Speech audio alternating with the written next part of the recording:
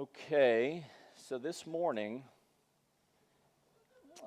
we are going to be picking back up in the book of Daniel, and you see me here getting my stopwatch out. I'm going to have a way to kind of keep track of myself up here today, because I already know I got way more material than I've got time to get through. So I'm going to give a precursor by saying that what I'm attempting to do today is pick up where we left off last week. Last week we did an overview of the entirety of the chapter of Daniel and gave at the beginning a pretty long intro, if you recall. I called it an excursus on the fact that there is a king, that a king is coming, and that king is coming to establish a kingdom. And we walked from Genesis through many portions of Scripture and through the prophets, validating that reality, all the way to the point where the disciples in the book of Acts were saying to Jesus as he was about to ascend, is this the time that you're going to be fulfilling what all the Old Testament has been talking about? Is now the time that you're establishing your kingdom? And he said, not yet. Not yet. Just keep waiting. In the meantime, you're going to be my witnesses around the world with the preaching and proclamation of the gospel. That time is coming. And the two witnesses in white there in Acts chapter 1 said to those disciples, hey, this Jesus who you saw go away in that cloud will be coming back in the same way you saw him go away. And so we are still anticipating that event, an actual return of Jesus himself bodily, as was their expectation as well. And it seemed pretty clear in Acts chapter 1 and another portion in Acts chapter 3, verses 17 and 19, that the expectation of the disciples and the clear communication to them was that Jesus was coming again bodily for the establishment of his kingdom. So if you're a note taker, you're going to want to take some notes today, and I'm going to try to go slow but as fast as I can. This is one of those sermons where this is more educational. As I've said before, we're a Bible church. Not all sermons are the same. Not all portions of Scripture are the same. Not all texts lay out the exact same. Some lay out in a manner where there's a ton of exhortation and a lot of emotive feelings are involved. Today, we're working through, again, chapter 7. You have to engage your thinking. You have to think. And so I'm saying that up front because if you're not conditioned to that, you might fade off on me somewhere along the way, because I'm going to be giving you some detailed information that might seem to you a little bit, what's it matter? But let me tell you, when we get to the end of this, I'm going to show you why it really matters. Because some of the things and the details that we're talking about are things that you need to know. If you're one of the fortunate ones who are still on planet Earth, when the signs of his time start happening, you might want to be perceptive to recognize these things so that you can understand what's happening in the world around you. So it's not that it's unimportant, it is very important, and the details of this matter. And so let's look at Daniel chapter 7 again together today. And what I want you to know also is that the perspective that I began last week and will be finishing for you this week is what's called the traditional interpretive view of Daniel. It's known as the Recapitulative Model. It's also called a consecutive model view of Daniel chapter 7. And I showed you this chart last week or the week before, but this is what I mean by a recapitulative model or a consecutive model view. See right here, we've got Daniel chapter 2. Remember Daniel 2? And whenever this man was standing upright, and you've got these four kingdoms, the Babylonian, Medo-Persia, Greece, and Rome, in Daniel chapter 2. Do you remember that? I'm sure you do, because I showed you that glorious chart on many occasions. So the recapitulative model of Daniel 7, or the consecutive model of Daniel 7, which is a traditional view in premillennial theology, is that Daniel 7 basically tells the same story as Daniel's vision tells the same story as Nebuchadnezzar's dream from chapter 2. So these beasts, the lion, the bear, the leopard, and this beast in Daniel chapter 7 line up. It just recapitulates. It retells the same story that Nebuchadnezzar's dream had told. So in essence, what you're getting here from Daniel 7's vision is another way of looking at the exact same information that Nebuchadnezzar's dream had in chapter 2. And again, this is a very traditional view. Now, what we're going to get a little bit more of in Daniel chapter 7 is a little more detailed information on the Antichrist, the kingdom who's going to be ruled by an Antichrist, a world leader, who's going to, at the end, be the kingdom that's going to be raging against the kingdom of heaven and speaking out monstrous words against God and persecuting God's people. So in Daniel 7, we do get a little bit more detailed information here. So this is the model that I'm going to continue sharing with you throughout the course of this morning. A traditional view known as the recapitulative model, also called the consecutive model view. So why do I articulate that real quickly? Because next week, I'm going to lay out a different view for Daniel 7 for you. It's not the tradition, it's not the main traditional view, and it's called a concurrent view. We will get there next week. That's why you need to take notes. That's why it's important to understand these things. Okay, and the significance of the difference in these two models, we will touch more specifically on next week. So today, I'm going to continue where I left off last week in Daniel 7 with the consecutive model view, that it's this right here. Daniel sees the exact same thing that Nebuchadnezzar's dream saw in chapter 2. And I want to start by giving you a quote from one of the leading scholars in this view. It's John Walvoord. He was the president of Dallas Theological Seminary for upwards of 45 years, something like that. Oh, I need to fix that. Thank you, Pastor Matt. Boom, it's going to make it bigger. Thank you. Yeah, John Walvoord was the president at Dallas for probably 45 years, and I was one of the fortunate few. There was a class. He had a class there when I was still a student, and he was in his 90s, and it was the last class that Dr. Walvoord taught at Dallas Seminary, and it was my last year, so I had first dibs on getting in, and I was able to get in on that class. And the name of that class was called The Rapture Question, which was a book that he has written called The Rapture Question. And so I was very fortunate to get in on that class, and at the young age of 92, his mind was as sharp as you could imagine. Just from off the top of his head, he would just flow from Old Testament to New Testament, and he was just laser sharp, piercing in on truth from God's Word that he had been teaching for over 60 years. So this is Dr. Walvoord here on this traditional view. He says, on the one hand, in chapter 2, a wicked heathen king is used as a vehicle of divine revelation which pictures world history as an imposing image in the form of a man. In chapter 7, not I chapter 7, in chapter 7, the vision is given through the godly prophet Daniel, and world history is depicted as four horrible beasts, the last of which defies description. I guess my typing got a little bit off there. Chapter 2 considers world history from man's viewpoint as a glorious and imposing spectacle.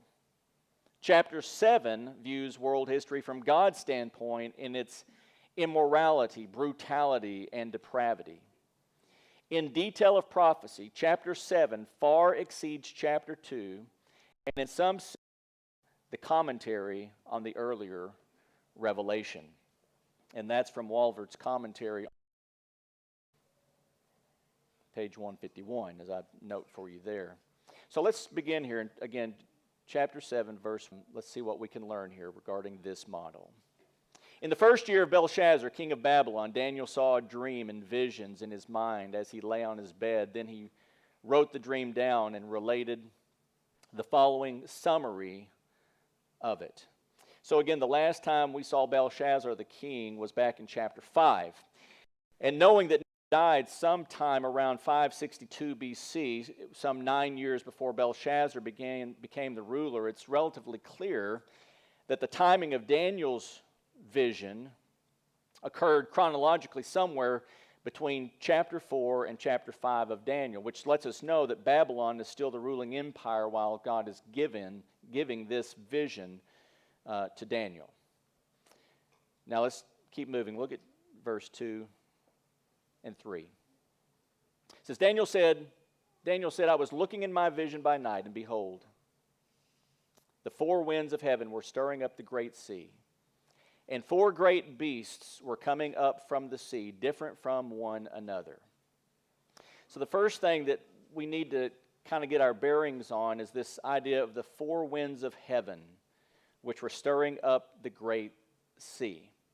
This phrase here, the four winds of heaven, is most often used figuratively as representing the entire known world. It's as if it's the furthest most points of the compass, north, south, east, and west, the four winds of heaven. And we see that language used a couple of times throughout the Old Testament that seems to continue that same concept, that same idea, that it's talking about the entirety of the known world. And in this, it lets us know that what Daniel sees in this vision has an impact on the entirety of the world, because he's looking into this vision by night, and it's the four winds of heaven that are stirring up the great sea. So the next thing that's important for us to make an understanding and a distinction on is this concept of what is the great sea that's being stirred up. Because we see that four great beasts were coming up from the sea, this sea that has been stirred up, and they are different from one another. We see that there at the end of verse 3. The great sea is to be understood here metaphorically as a reference to the earth, and more specifically as a reference to the peoples of the earth. So what Daniel sees is the stirring up of the sea of humanity on the earth, the stirring up of the sea of humanity. And we're going to see this very plainly later on in chapter 7 when we get to the divine interpretation of this dream. And it says it very plainly that the sea and the stirring up of the sea is people coming up from the earth. And I had that in my head, and we'll get there before we're done. Just keep that as a little note bene in your mind that you're still looking to fill that in. There is a reference directly to that. But it seems that this is also kind of what the psalmist, as we looked at last too, in Psalm 2, perhaps had a vision of himself when he says, why are the nations in an uproar? A stirring up of the nations, and the peoples devising a vain thing. And the kings of the earth taking their stand, and the rulers taking counsel together against the Lord and against his anointed. And so last week we looked at Psalm 2 as one of these older Old Testament psalms that shows the coming of a king and his coming kingdom. And we see this here, and it seems that this perhaps is a very similar idea of the stirring up of the great sea of humanity, the peoples raging, the nations in an uproar, devising a vain thing against God and his anointed. And we also see this very language very plainly in the book of Revelation regarding the analogous relationship between the seas and the waters of the earth and humanity. In Revelation chapter 17, I've got three passages for us here to try to help demonstrate that. Yet again, in Revelation 17:1, says, Then one of the seven angels who had the seven bowls came and spoke with me, saying, Come here, I will show you the judgment of the great harlot who sits on many waters. And then as this continues down to verse 15, and he said to me, The waters which you saw where the harlot sits are peoples and multitudes and nations and tongues.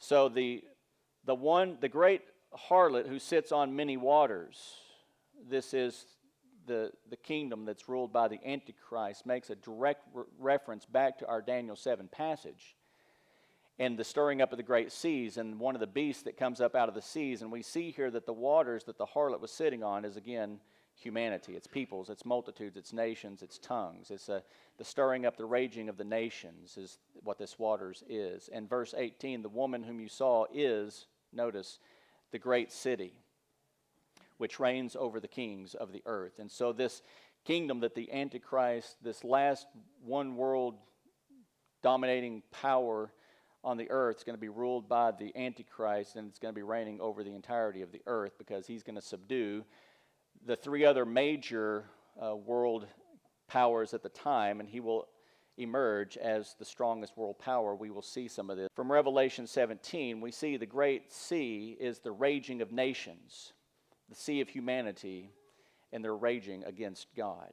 Now, let's go back to verse 3. Let's go back to verse 3. And four great beasts, Daniel 7:3, four great beasts were coming up from the sea. We're coming up from the sea, and this is the sea of humanity. And we see that they are different one from the other. Now, these four great beasts would thus, in the recapitulative view, would be representing the four world powers as was seen by Nebuchadnezzar in chapter 2. This would be the what do we say here? Yeah, here's my great chart right here. I didn't make it, by the way. I'm just claiming it. So you got Babylon, the Medes and the Persians, again Greece, and again Rome, right? So this would be these four beasts that would be coming up from the sea, the sea of humanity, would be, again, this sweep of world human power from Babylon, Medo Persia, Greece to Rome. And then, of course, there's the gap of time between Rome and a revived Rome, which is what we have right down here, where we see right here, have not seen yet, a reviving of the toes, partly mixed with iron and clay, and then ultimately a kingdom of Christ that's going to come in and smash the entirety of this statue and cause another kingdom to be established on earth. It's going to be like a growing mountain that says in chapter 2, and it's going to grow and take over the entirety of the earth. And so that's what it says. And so these four beasts that were coming up from the sea, this sea of humanity, would be these four kingdoms. Again, the recapitulative model, these four kingdoms that Nebuchadnezzar's dream had already seen. And also, the last beast that Daniel sees is the emergence of this Antichrist figure here.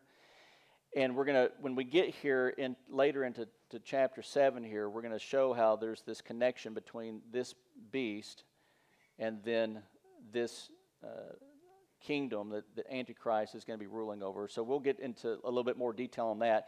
And it's in Daniel 7 where we get the most detailed information regarding Antichrist and his rule than we did in chapter 2. So that's where we get more progressive revelation showing us what that's going to look like. But now let's take a look at the first beast specifically in verse 4. Notice what we have here. He says, "The first was like a lion and had the wings of an eagle. I kept looking until its wings were plucked, and it was lifted up from the ground and made to stand on 2 feet like a man. A human mind also was given to it." The first beast thus describes, if you will, the great power, might. We've got a lion, so powerful, the most powerful of animals, the king of the beasts, the lion. And we've also got wings of an eagle. So we've got power, might, we've got speed, which would be descriptive of the Babylonian Empire. And it's also mentioned by many that the winged lion image guarded the gates at the royal palaces of there in Babylon. So that image of a lion with eagle's wings was a known image within Babylon. And it seems fitting here that Daniel was given in his vision a description of Nebuchadnezzar's great humiliation. Remember, his great humiliation is described in chapter 4. And so in the recapitulative model, that's what we would be seeing here towards the end of verse 4 here, would be that great humiliation and restoration of Nebuchadnezzar. That he was made to be like an animal, but then he was restored back to having a mind like a human, and some of his authority was given back to him for a period of time. We saw that there in chapter 2. So this is how the first beast in this consecutive model would be identified and described as being likened unto the great power of Babylon the Great. Now let's take a look at the second beast in verse 5, which would be representative of the Medo-Persian kingdom. He says here in verse 5, "And behold, another beast, a second one, resembling a bear. And it was raised up on one side, and 3 ribs were in its mouth between its teeth. And thus they said to it, Arise, devour much meat." Again, here Daniel sees the Median Persian kingdom as described in chapter 2. And here it's resembling in Daniel's vision that of a bear, of a large, less agile than the lion, less swift than would be the lion with the eagle's wings, but very ferocious indeed. And Walvoord in his commentary, listen to how Walvoord in his commentary describes the Median Persian kingdom through the usage of this language. He says, "The meaning seems to be that the second empire will be powerful like a bear, ferocious, but less majestic, less swift, and less glorious than that of the one preceding it, which was the Babylonian Empire." And in that we see here in verse 5 that this bear was raised up on one side. It says 3 ribs were in its mouth, between its teeth. "Arise, devour much meat." Again, Walvoord says this regarding that description of this bear. He says, "Why, however, does the bear raise itself on one side?" I thought that was a good question myself. He said, although the scriptures do not answer directly, probably the best explanation is that it represented the one-sided union of the Persian and Median empires. Persia at this time, although coming up last, was by far the greater and more powerful and had absorbed the Medes. So Walvoord in his commentary, though perhaps giving other ideas of what it might have been, he says probably the best explanation that he has come up with is that it's just speed and agility. So when you put the speed and agility of a leopard with not just 2 wings, but now 4 wings of the bird of prey, you're going to have a very swift, agile kingdom. And as is known of Alexander the Great, he conquered most of the known world at that time at a blitzkrieg speed unknown to any conquering on planet Earth ever in history. And so that would be thus indicative of its leopard-like qualities and its having 4 wings of a bird. But it also, we see here at the very end, after getting the description of what this beast looks like, we're told that dominion was given to it, there at the very end of verse 6, and dominion was given to it. So all of this right here is pretty much just a description, and we're told dominion was given to it. Now, let me quote to you again from Walvoord in his commentary on this, and I think you will kind of see some of the connections that he's making with regard to some of these descriptions. See right here where it says this beast had 4 heads? Walvoord's going to pick up a little bit here what I'm about to tell you and helping us to understand the 4-headed nature of this beast, this leopard-looking beast with the 4 wings. Walvoord says in his commentary, "With the swiftness of a leopard, Alexander the Great conquered most of the civilized world, all the way from Macedonia to Africa and eastward to India. The lightning character of his conquests is without precedent in the ancient world, and this is fully in keeping with the image of speed embodied in the leopard itself and the 4 wings on its back. It is a well-established fact of history that Alexander had 4 principal successors.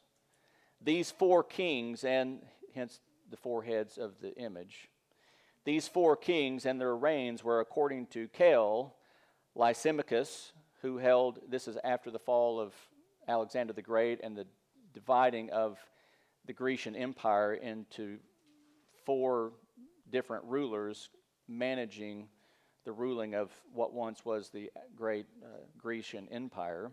Lysimachus, one of those 4 kings, who held Thrace and Bithyny, Cassander, who held Macedonia and Greece, Seleucus, who controlled Syria, Babylon, and the territories as far east as India, and Ptolemy, who controlled Egypt, Palestine, and Arabia Petra. So Walvoord here helps give us an understanding of the image that we see in this beast, in that it was a beast that had 4 heads. And he says, in view of the transparent fact that Alexander did have 4 generals who succeeded him and divided his empire into 4 divisions, neither more nor less, it would seem that the interpretation of the 4 wings and the 4 heads as referring to the divisions of the Grecian Empire with their rulers is the best interpretation. So that gives us an understanding in this recapitulative model, this consecutive model of how the description is given of these beasts and how they line themselves up with world history as was laid out there in chapter 2 with Nebuchadnezzar's dream. Now that brings us to the 4th beast, which deals with the Roman Empire.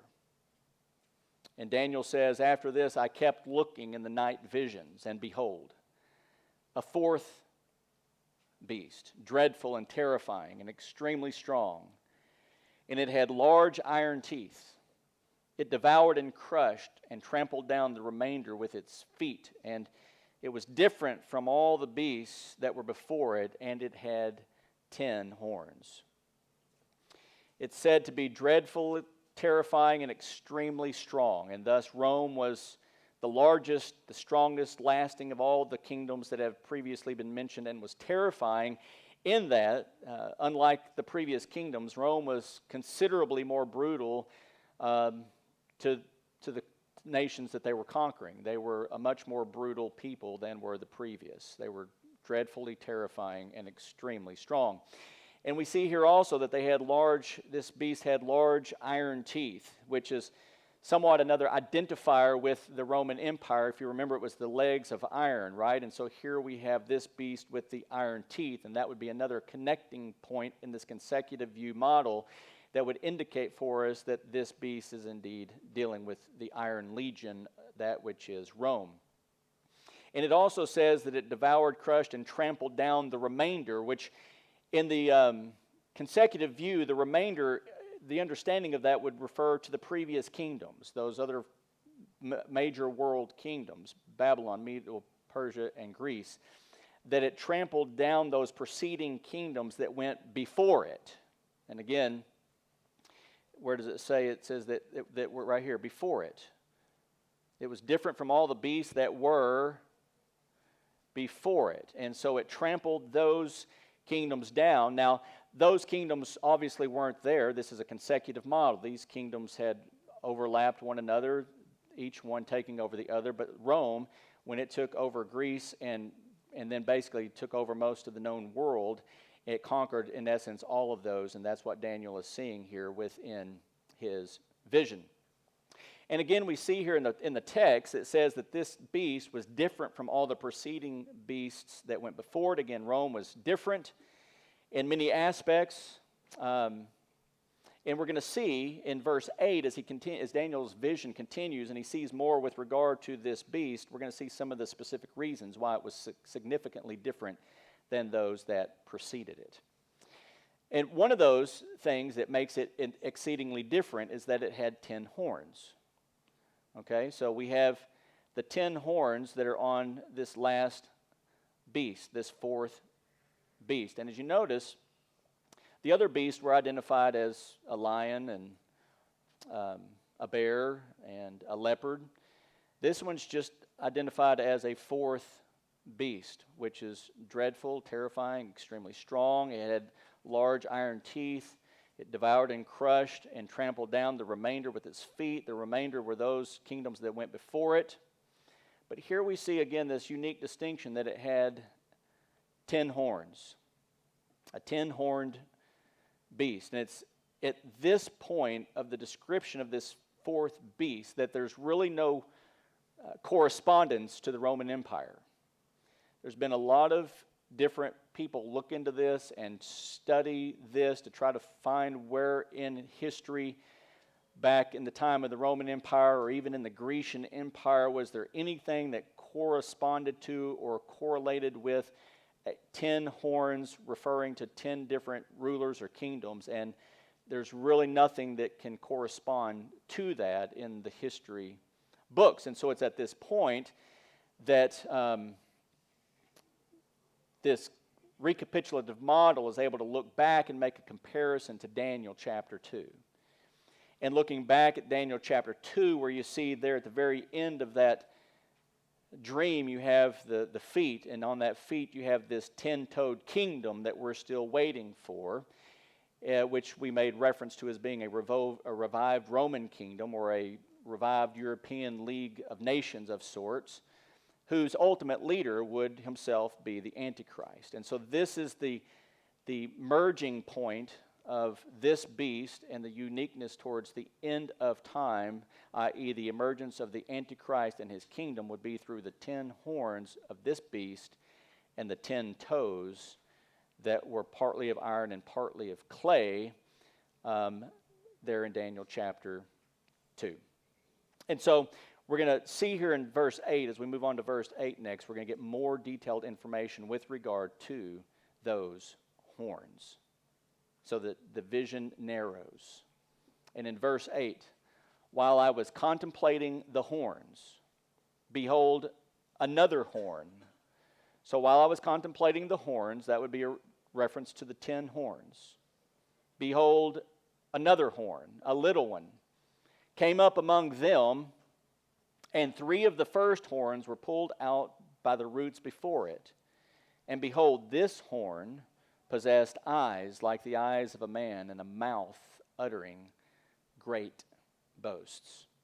So here in verse 8, we become privy to, again, what we would call progressive revelation, additional information that previously we did not have before us. And specifically, we see the emergence of this little horn, the Antichrist, this little horn that overpowers 3 of the then 10 world powers. These 10 horns are going to be indicative of 10 world leaders, thus perhaps being the revived European League of Nations. There would be perhaps 10 of those that would be dominant. There might be even some smaller ones that were kind of clumped onto it, which would seem to indicate that this little horn was somehow clumped in amongst the 10 horns, and this one rose up among them. It came up among them, and it overpowered and overcame 3 of those 10. Of the original 10, this one little horn became a more powerful world ruler, and somehow garnered the support of the remaining 7 rulers that would be on leading within that European League of Nations, and they all decided that they would follow after him. And so in Daniel's vision, one of the distinctions that we have from Nebuchadnezzar's dream is we have greater detail and information with regard to this little horn that has a mouth that's uttering great boasts. Now, the only thing that we don't have currently, if you're thinking of Nebuchadnezzar's dream, following that kingdom that we're still waiting on with the 10 toes, from which the Antichrist emerges from, is the emergence of the rock, right? So from Daniel 2, at the very end of that, you have the rock that comes, smashes the feet, and the entirety of that statue is demolished and completely removed. So the only thing that we don't have here is the continuation of that, unless what we see next, from verses 9 through verse 14, sheds light on that rock, which, you guessed it, it does. So let's keep moving, and let's take a look at verses 9 down through verse 14. And we're going to see 3 things. The first, in verses 9 and 10, we're going to see that Daniel has a vision of heaven. A vision of heaven at the time of the final judgment of the nations on the earth. We're going to see that in verses 9 and 10. Secondly, in verses 11 and 12, we're going to see Daniel's vision. He's going to see the destruction of this little horn, who represents the last and final world ruler, whose kingdom is thus smashed by, again, this rock from heaven, which number 3 is where we're going to see that, the kingdom of the Son of Man, who comes with the clouds of heaven and is brought in and brings in the beginning of an everlasting dominion, which is the dominion and rule of Christ. So there is, in essence, our rock from chapter 2 that comes in and smashes, see the destruction of the little horn, that statue and the powers of man. So we do have this, it's just in a different version than what we see in chapter 2. So notice the first of this in verses 9 and 10, Daniel's vision of heaven at the time of the final judgment of the nations on the earth. In verses 9 and 10, Daniel says, I kept looking until thrones were set up, and the Ancient of Days took his seat. His vesture was like white snow, and the hair of his head like pure wool. His throne was ablaze with flames. Its wheels were a burning fire. A river of fire was flowing and coming out from before him. Thousands upon thousands were attending him, and myriads upon myriads were standing before him. The court sat, and the books were opened. So in these two verses, we see the Ancient of Days here clearly identifiable as God the Father, the eternal God, whose throne of judgment is massively ablaze with flames of fire. It says that myriads of heavenly hosts were attending him and were standing before him. And then we see that the court sat and the books were opened, from which the Ancient of Days was to pass judgment. And the judgment that we're going to see passed picks up in verse 11 and 12. Daniel sees the vision of the judgment, the destruction of this little horn. And in verse 11, Daniel said, I kept looking because of the sound of the boastful words which the horn was speaking. And if you remember at the very end of verse 8, there was that little horn that was speaking what? Boastful words. So it's without connection. This is in reference to the little horn that's from that last beast. The 10 horns, the one little horn that emerged among them, overpowered 3 of those. This is the little horn that Daniel is seeing here. Again, then I kept looking because of the sound of the boastful words which the horn was speaking. I kept looking until the beast was slain, judgment, and its body was destroyed and given to the burning fire. As for the rest of the beast, their dominion was taken away, but an extension of life was granted to them for an appointed period of time. So here we see that Daniel's vision has shifted from heaven back down to earth to the sound of the boastful words which the horn was speaking, again, uttering great boasts from its mouth. And Daniel kept looking at this earthly scene until judgment was rendered. And it said very specifically, the beast was slain, its body was destroyed, and given to the burning fire.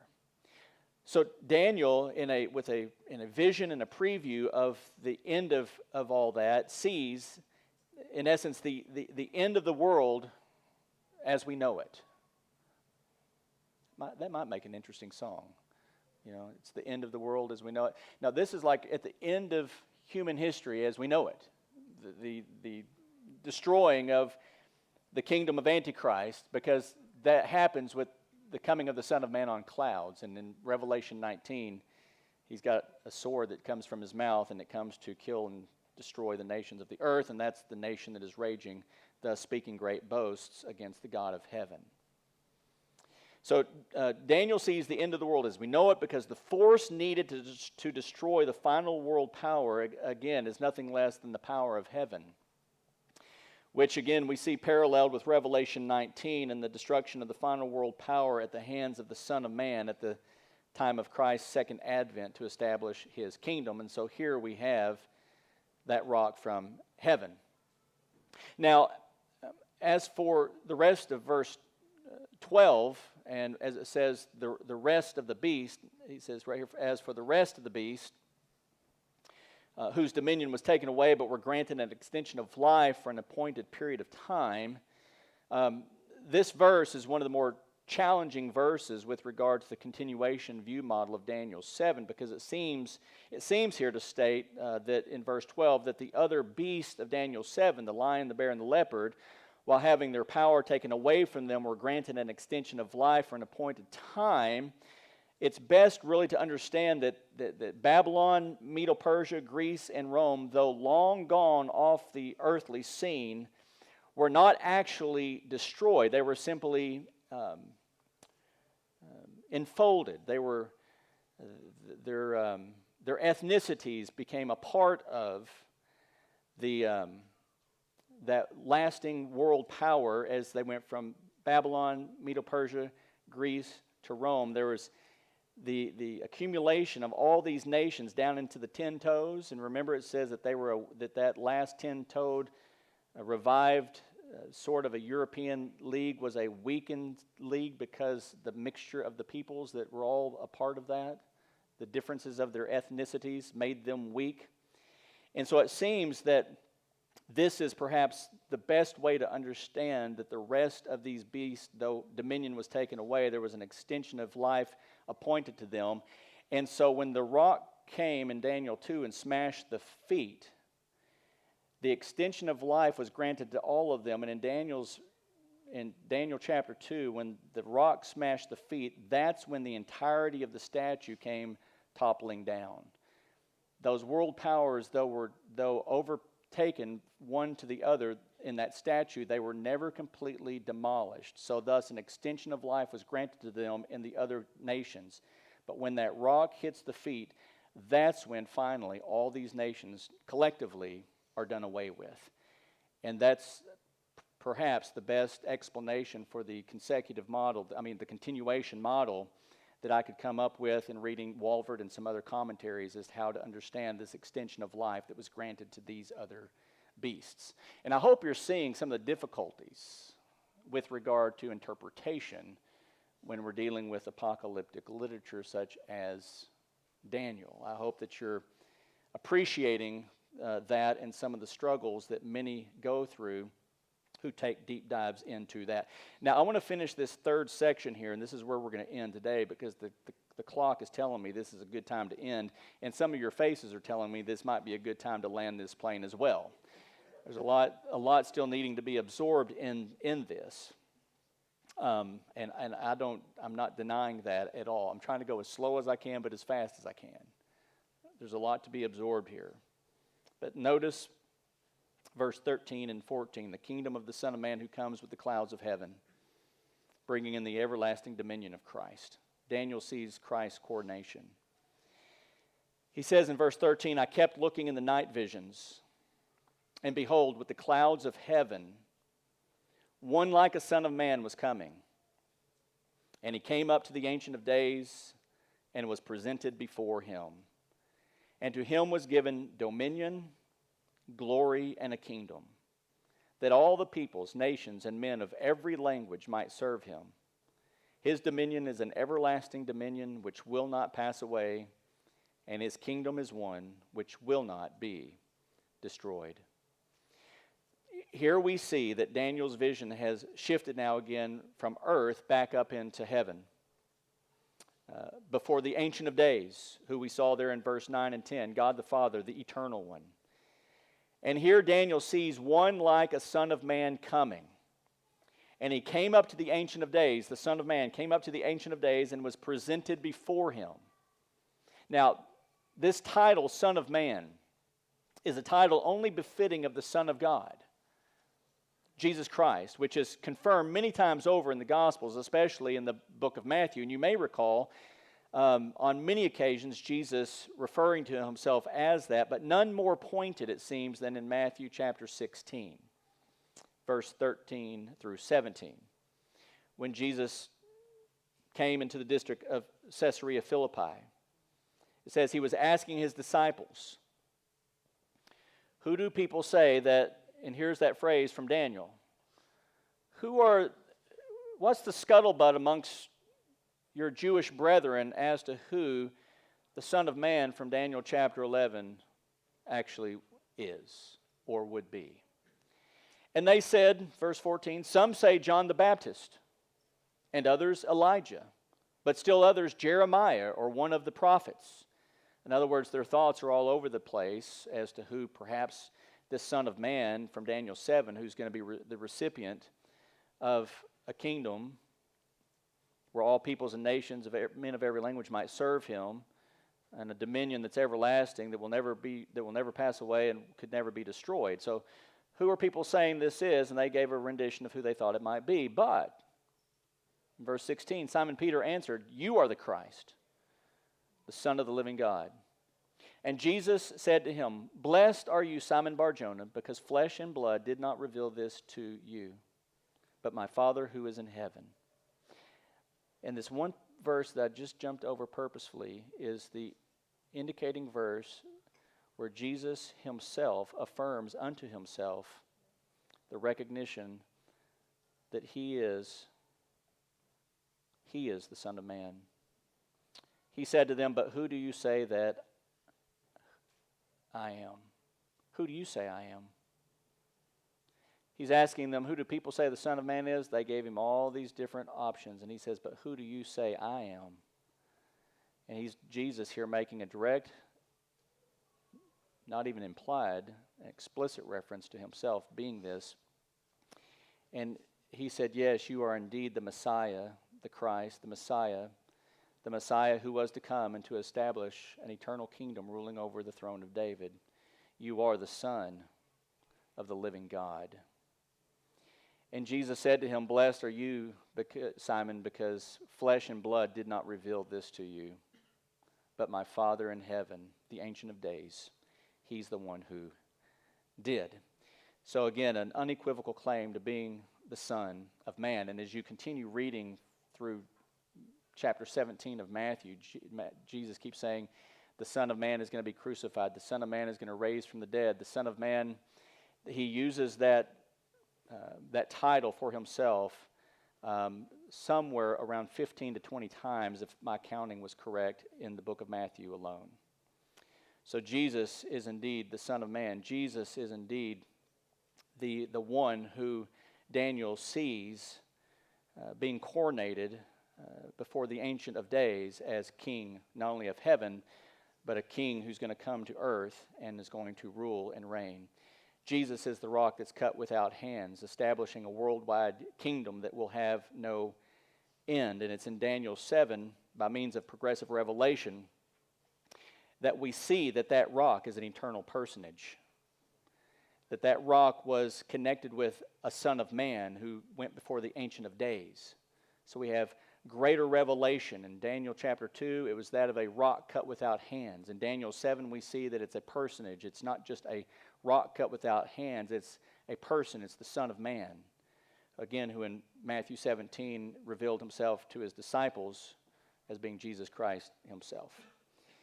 So, in wrapping this up, as challenging perhaps as it is, this is indeed the traditional interpretive view known as the Recapitulative Model, or the consecutive model view of Daniel 7, and how scholars have worked to demonstrate the consecutive nature of Nebuchadnezzar's dream and Daniel's vision. Are you inspired yet? I feel worn out. I don't know about you, but I'm exhausted. Man, that's a lot. And so, what we're going to do next time we're together is we're going to continue by then going into the last section of Daniel 7, verses 15 down through verse 28, where we are supplied with some details from what we would call an inspired interpretation of this vision, because Daniel asks for help in understanding some of the things that he sees.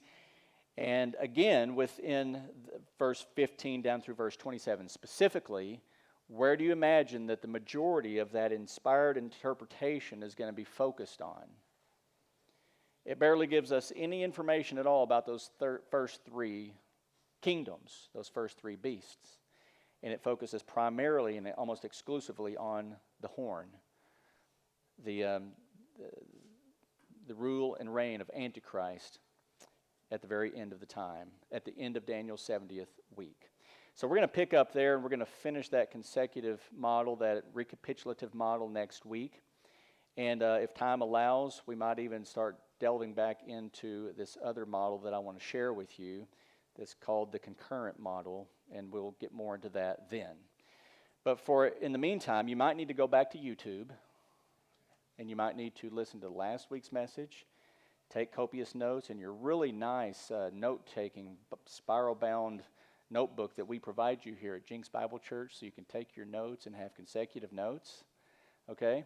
And I'd encourage you to do that. By the way, I think we were out. Pastor Harkey told me that this past week we got some in, and so it's been restocked back there on that shelf. So if you've yet to grab one of those notebooks, make certain that you do that even today as you're leaving. Well, I feel a bit, Royce, like I just came out of a seminary lecture at Dallas Seminary. So, and just think, you got all this at a very minimal cost than had you gone to Dallas Seminary. So I just downloaded for you everything that Walford would have told you had you had the chance to take his class on Daniel chapter 7.